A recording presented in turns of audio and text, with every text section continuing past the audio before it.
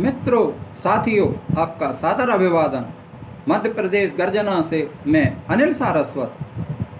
कोई भी व्यक्ति पैदा होते ही अपराधी नहीं होता, फिर वह रवि हो, अमन हो या रिजवान हो या विकास दुबे। अपराधी तो उसे बनाया जाता है। फिलवक्त अपराधी बनाने की फैक्ट्री है राजनेताओं की जमात। जब तक संरक्षण न मिले तब तक कोई भी कुख्यात अपराधी नहीं बन सकता। राजनेता चुनाव जीतने की खातिर अपराधी को कानून से बचाने के लिए संरक्षण देते हैं। जब वह व्यक्ति खुलेआम कानून के चंगुल में आता है तो यही राजनेता खुद की पोल खुलने के डर से उसका साथ नहीं देते, बल्कि कोशिश करते हैं कि पुलिस द्वारा उनका एनकाउंटर करा दिया जाए। यही विकास दुबे के साथ भी हुआ है। जब नेता किसी व्यक्ति को संरक्षण देते हैं तो वह अपराधी खुद को बहुत बड़ा नेता समझने लगता है। ऐसा भी नहीं है कि एक अपराधी एक ही दल के से संबंध रखता है। उन्हें संरक्षण चाहिए, इसलिए लगभग सत्ता के साथ रहते हैं। लिहाजा इनका उपयोग हर राजनीतिक दल करता है। इन अपराधियों का जीवन हमेशा खतरे में ही बना रहता है। अब तो अपराधी संसद एवं विधानमंडल में खुद ही चुनाव लड़कर सदस्य बन चुके हैं। हो सकता है कि आगामी किसी चुनाव में विकास को भी कोई दल उम्मीदवार बना देता और यह विकास सरकार का अंग हो जाता, तो यह अमर हो जाता। सरकार हमारे देश में सुधारात्मक दंड व्यवस्था है। 99 अपराधी बच जाएं, लेकिन एक निर्दोष को सजा नहीं मिलना चाहिए। संविधान या कानून यह चाहता है कि अपराधी को सजा मिले और सजा मिलने के बाद वह अपराध की दुनिया से अलविदा कर नेक नागरिक बन जाए। इस तथ्य को सभी जानते हैं, सभी मानते हैं कि अपराधी को सजा मिलना चाहिए, फिर वह किसी भी समुदाय या जाति का क्यों न हो। अफसोस तब होता है जब किसी को कानून के अनुसार दंड न मिलकर पुलिस उसे दंड देती है। जो अंजाम मौत होता है उसे सुधरने का मौका नहीं मिल पाता। यह कानून का सरेराह अपमान है और कानून अपने हाथ में लेना है। इस तरह तो न्यायपालिका कार्य पुलिस कुछ ही सेकंडों में कर देती है। ऐसे अनेकों उदाहरण हैं जो सजा काटने के बाद सदनागरिक बने हैं।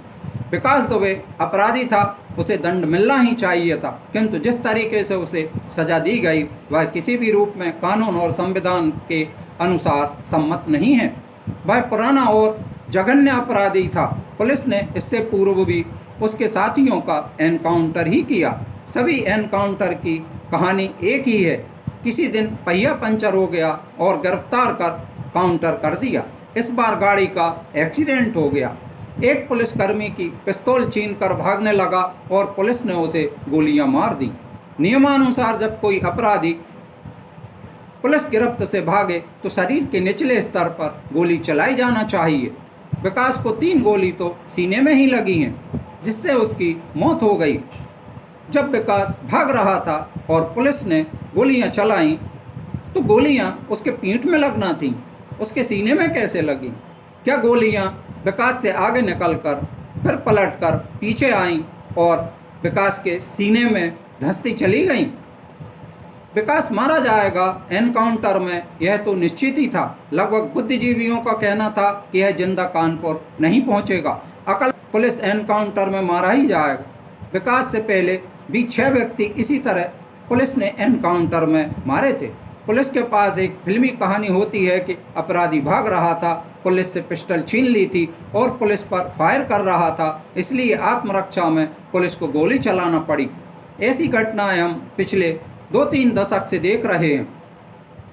देख यह भी रहे हैं, एनकाउंटर के बाद पुलिस को कोई दंड नहीं मिलता। अमूमन समाज भी पुलिस के पक्ष में खड़ा हो जाता है, पुलिस के पक्ष में बोलता है, क्योंकि वह अपराधी से त्रस्त रहता है। सवाल यह है कि देश के संविधान के अनुसार कार्रवाई होनी चाहिए। यदि पुलिस विभाग न्यायालय के अधिकार अपने हाथ में ले लेगा तो यह तो न्यायालय के अधिकारों पर अतिक्रमण हो गया। दूसरे यह कि पुलिस अनचाहे किसी भी व्यक्ति का एनकाउंटर कर देगी। यह जातीय दुश्मनी में भी एनकाउंटर हो सकता है। पुलिस की कहानी में झोल यह है कि जब उज्जैन से उसे लाना था तो एयर मार्ग से क्यों नहीं लाया गया? दूसरे, रात्रि का समय ही पुलिस टीम ने क्यों चुना? तीसरे, ग्राम भोंती के टोल पर पुलिस ने मीडिया की गाड़ियां क्यों रोक दी? देखिए ग्राम भोंती टोल पर मीडिया की गाड़ी पुलिस द्वारा रोकते हुए।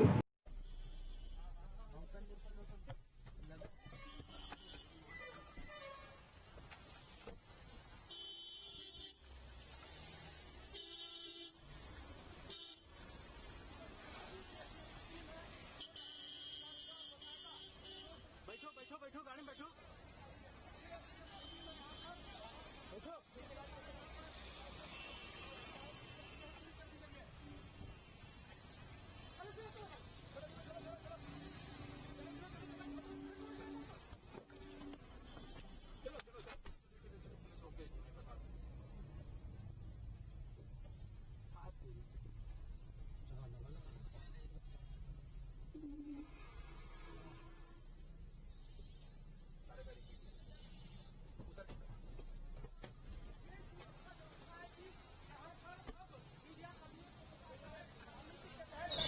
जो काफिला है वो कानून पर गिराया जा सके, इसलिए जो मीडिया कर्मियों की गाड़ी है यहाँ पर एक रणनीति के तहत रोक दी गई है। जैसा कि हमने तस्वीरों में आपको तस्वीरें दिखाना चाहिए, यहाँ पर लेकिन अब यहाँ आलम यह है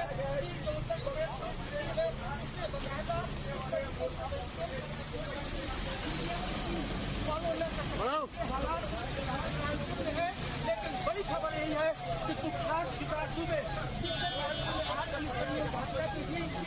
उसको लेकर रोका जाए यहाँ पे कानपुर पहुंच चुकी है और कानपुर पहुंचने में बस 5 से 6 मिनट है और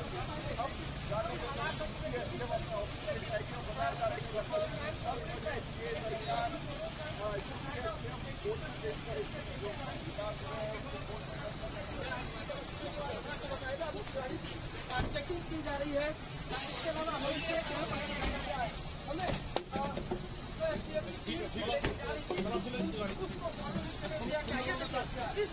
ग्राम भोंती के टोल प्लाजा तक विकास सफारी गाड़ी में बैठा था, तो वह महिंद्रा की टीवीओ गाड़ी में कैसे बैठा मिला? उससे आगे चलकर ही महिंद्रा की गाड़ी कैसे पलट गई? बाकी गाड़ियों का आपस में टकराव क्यों नहीं हुआ? क्या टीम की गाड़ियों में 15-20 किलोमीटर की दूरी थी? यदि थी तो यह गलत था। तीसरे, जब यह आत्मसमर्पण कर चुका था तो फरार होने की कल्पना करना भी तर्कसंगत नहीं लगता। वह भी जब वह कानपुर से 15-20 किलोमीटर ही दूर था। जब गाड़ी पलटी तो सभी जवान निश्चेत हो गए, अकेला विकास ही होश में रहा। प्रश्न यह है कि क्या उसे हथकड़ी नहीं लगाई गई थी तो वह पुलिस की टीम का सबसे बड़ा गुनाह है। विकास दुबे कोई छोटे मोटे अपराध का व्यक्ति नहीं था। अमूमन जेब कतरे, जुआरी जैसे कमजोर अपराध के लिए पुलिस हथकड़ी लगाती है। डॉक्टर का बयान देखिए। नहीं, डॉक्टर ने जो बताया ब्रॉड डेथ थे उनके। विकास दुबे को कितनी गोली मारी गई थी सर? उनका तो पीएम पे पता चलेगा, उनका एंटीमार्टम होगा, हमारे डॉक्टर ने क्या विकास दुबे का कोरोना टेस्ट हाँ, उनका टेस्ट लगा है। अभी रिपोर्ट जैसे आएगी वो हम ब्रीफ कर देंगे। गोलियां कितनी लगी थी जब वो यहाँ पर आया है? विकास दुबे को कितनी गोली लगी थी सर? उनके हमारे जो डॉक्टर ने बताया उनको 4 गोली बता रहे हैं। अच्छा, कहाँ लगी थी गोली? ये सीने में है और हाथ में है। नहीं, विकास दुबे को कहाँ गोली लगी? तीन सीने में, अपर पार्ट में है और एक हाथ में है। जब वो डॉक्टर साहब यहाँ पर आया था तो मृत था या पहले? वो ब्रॉड डेथ थे। यहाँ पे जो है ब्रॉड डेथ थे। अपराधी को दंड मिले, किंतु इस दंड का निर्णय पुलिस नहीं ले सकती। यह कार्य तो संविधान के अनुसार न्यायालय का है। कितना भी अपराधी क्यों न हो, पुलिस प्रकरण की जांच कर न्यायालय में निर्णय के लिए प्रस्तुत करती है। फिर विकास दुबे हो, अफजल या कसाब अजमल, हमारे कानून की व्यवस्था है कि अपराधी के पास पैरवी करने के लिए वकील नहीं है तो वह मुफ्त में वकील उपलब्ध कराया जाता है। यह तो अजमल कसाब के साथ भी हुआ था। यह तो हिंदुस्तानी नहीं था, आतंकी और अनेकों पुलिस जवानों की हत्याओं का गुनाहगार था। यह हमारे देश के संविधान और कानून की विधि और आदर्श नीति है। अब चर्चा करते हैं हमारे देश के संविधान और कानून की। संविधान और कानून के अनुसार विकास का एनकाउंटर सही था या नहीं? भारतीय संविधान के अंतर्गत एनकाउंटर शब्द का कहीं भी जिक्र नहीं आया है। पुलिस भाषा में इसका इस्तेमाल किया जाता है जब सुरक्षा बल, पुलिस और चरमपंथी अपराधियों के बीच हुई भिड़ंत में चरमपंथी या अपराधियों की मौत हो जाती है। आपराधिक संहिता की धारा 46 कहती है कि अगर कोई अपराधी खुद को गिरफ्तार होने से बचाने या पुलिस की गिरफ्त से भागने की कोशिश करता है या पुलिस पर हमला करता है तो इन हालात में पुलिस उस अपराधी पर जवाबी हमला कर सकती है। 23 सितंबर 2014 को भारत के तत्कालीन मुख्य न्यायाधीश R.M. लोढ़ा और जस्टिस रोहिंटन फली नरीमन की बेंच ने एक फैसले में के दौरान एनकाउंटर का जिक्र किया। इस बेंच ने अपने फैसले में लिखा कि पुलिस एनकाउंटर के दौरान हुई मौत की निष्पक्ष, प्रभावी और स्वतंत्र जांच के लिए इन नियमों का पालन किया जाना चाहिए। उस फैसले की प्रमुख तथ्य यह है, अगर कोई आपराधिक गतिविधि की सूचना फिर पुलिस की तरफ से किसी तरह की गोलीबारी की जानकारी मिलती है और उसमें किसी की मृत्यु की सूचना आए तो इस पर तुरंत प्रभाव से धारा 157 के अंतर्गत कोर्ट में FIR दर्ज करनी चाहिए। इसमें किसी भी तरह की देरी नहीं होना चाहिए। इस पूरे घटनाक्रम की एक स्वतंत्र टीम से जांच कराना जरूरी है, जिसकी निगरानी एक वरिष्ठ पुलिस अधिकारी करेंगे। वह वरिष्ठ पुलिस अधिकारी उस एनकाउंटर में शामिल सबसे उच्च अधिकारी से एक रैंक ऊपर होना चाहिए।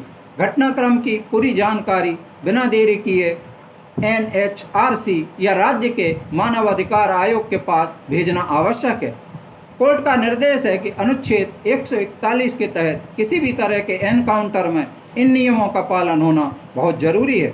विकास दुबे की स्थिति है कि यह उत्तर प्रदेश से भागकर मध्य प्रदेश के उज्जैन में और वह भी मंदिर में आकर दर्शन करता है और लगभग खुद ही आत्मसमर्पण करता है। यह वीडियो यही दर्शाता है कि यह चिल्ला चिल्ला कर कहता है, मैं विकास दुबे कानपुर वाला।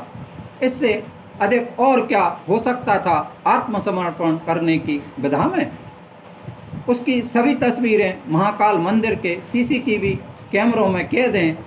अपना परिचय वह स्वयं दे रहा था। इससे यह साबित होता है कि उसे उत्तर प्रदेश की पुलिस पर भरोसा नहीं था और जानता था कि उत्तर प्रदेश की पुलिस उसका एनकाउंटर करेगी। इसीलिए वह भागता दौड़ता, छिपता छिपाता मध्य प्रदेश में आत्मसमर्पण करता है। तो जाहिर है कि यदि वह भागने की कोशिश करता तो खुद सरेंडर क्यों करता। वह भी सरेआम चिल्लाकर, अपना परिचय देकर उसने स्पष्ट कर दिया कि मैं आत्मसमर्पण कर रहा हूँ। जाहिर है कि वह अपनी जान बचाना चाहता था। वह दुर्भाग्य उसका था कि वह जान नहीं बचा पाया। अंततः वह पुलिस की गोली का शिकार ही हुआ।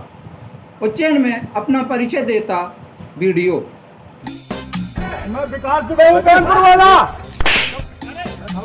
ये है मेंटोस जिंदगी दिमाग। विकास दुबे नामक अपराधी का अंत हो गया।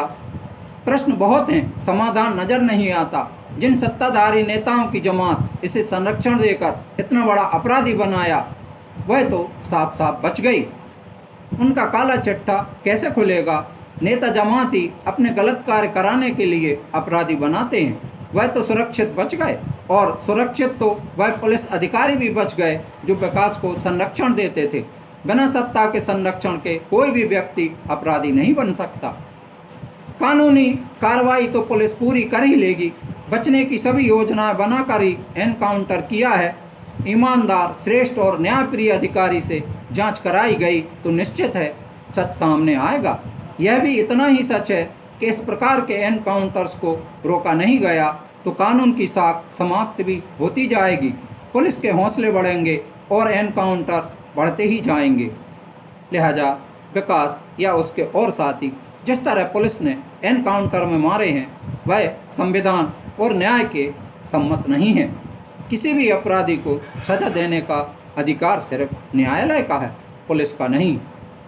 पुलिस त्वरित निर्णय करती है, तुरंत गोली मार देती है। न उसे सुधरने का मौका मिलता है, न उसके अपराधों की सही व्याख्या सामने आ पाती है।